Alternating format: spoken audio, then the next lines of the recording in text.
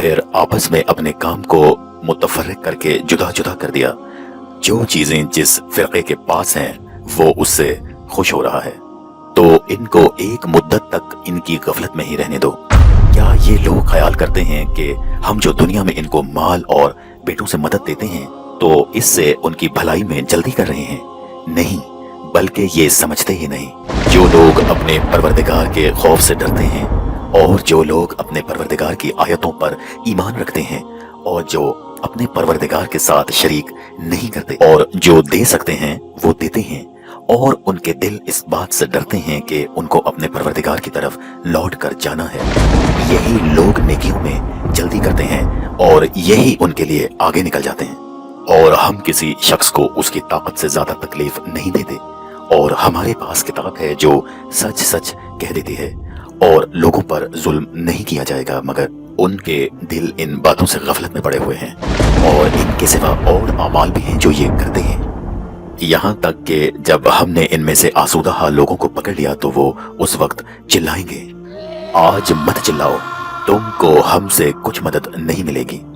मेरी आयतें तुमको पढ़ पढ़ कर सुनाई जाती थीं और तुम उल्टे पांव फेर फेर जाते थे, उनसे सरकशी करते थे, कहानियों में मशगूल होते थे और बेहुदा बकवास करते थे। क्या इन्होंने इस कलाम पर गौर नहीं किया या उनके पास कुछ ऐसी चीज आई है जो उनके अगले बाप दादा के पास नहीं थी, या ये अपने पैगंबर को जानते पहचानते नहीं इस वजह से उनको नहीं मानते? क्या ये कहते हैं कि इसे दिमागी खलल हो गया है? नहीं, बल्कि वो उनके पास हक को लेकर आए हैं और उनमें से अक्सर हक को नापसंद करते हैं। और अगर खुदाए बरहक उनकी ख्वाहिशों पर चले तो आसमानों और जमीन और जो इनमें है सब दरहम बरम हो जाएं। हमने इनके पास उनकी नसीहत के लिए किताब पहुंचा दी है और ये अपनी किताबे नसीहत से मुंह फेर रहे हैं। क्या तुम इनसे तबलीग के सिले में कुछ माल मांगते हो? तो तुम्हारे परवरदिगार का माल बहुत अच्छा है और वो सबसे बेहतर रिस्क देने वाला है, और तुम तो इनको सीधे रास्ते की तरफ बुलाते हो।